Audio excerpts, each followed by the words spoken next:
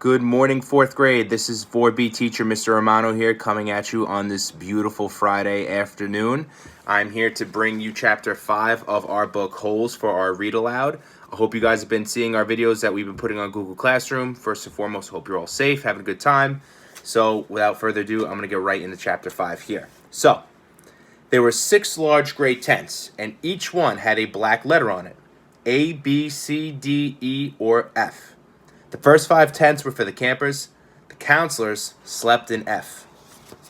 Stanley was assigned to D tent. Mr. Pendanski was his counselor. "My name is easy to remember," said Mr. Pendanski as he shook his hand with Stanley just outside the tent. 3 easy words: pen, dance, key. Mr. Sir returned to the office. Mr. Pendanski was younger than Mr. Sir and not nearly as scary looking. The top of his head was shaved so close it was almost bald, but his face was covered in a thick, curly black beard. His nose was badly sunburned. "Mr. Sir isn't really so bad," said Mr. Pendanski. "He's just been in a bad mood ever since he quit smoking. The person you've got to worry about is the warden.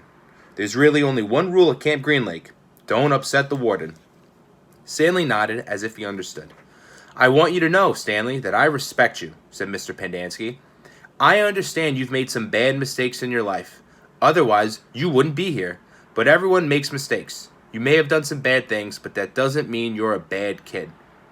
Stanley nodded. It seemed pointless to try and tell his counselor that he was innocent.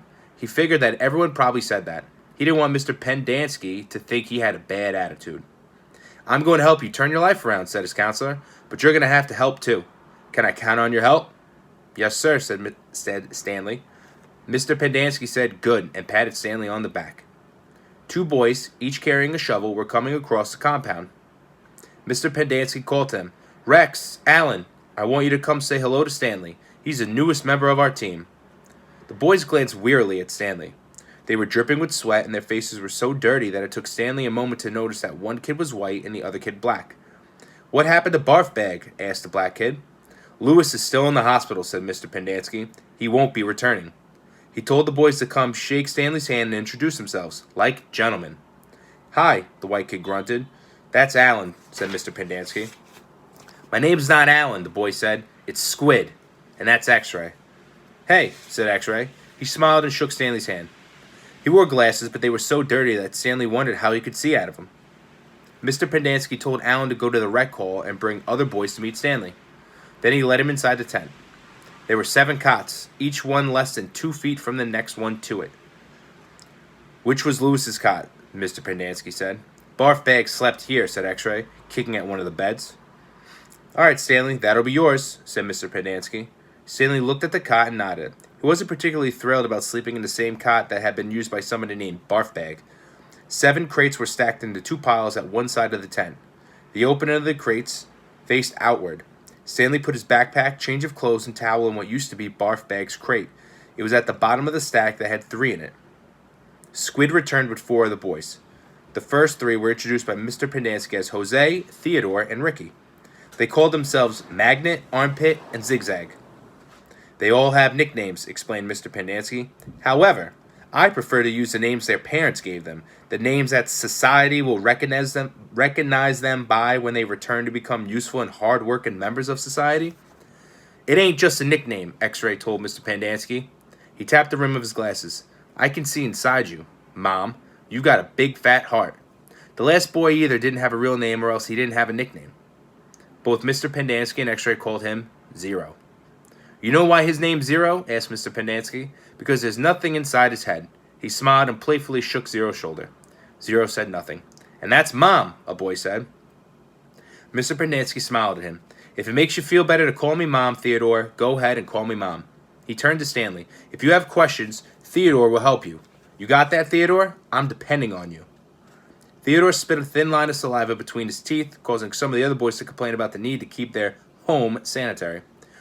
"You were all new here once," said Mr. Pendanski, "and you all know what it feels like. I'm counting on every one of you to help Stanley." Stanley looked at the ground.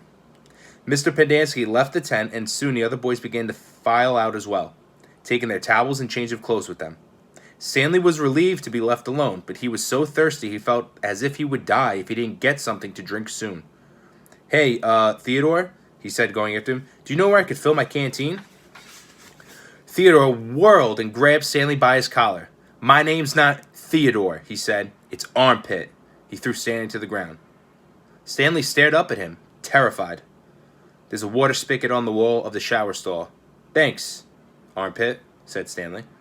As he watched the boy turn and walk away, he couldn't for the life of him figure out why anyone would want to be called Armpit. In a way, it made him feel a little better about having to sleep in a cot that had been used by somebody named Barfbag. Maybe it was a term of respect.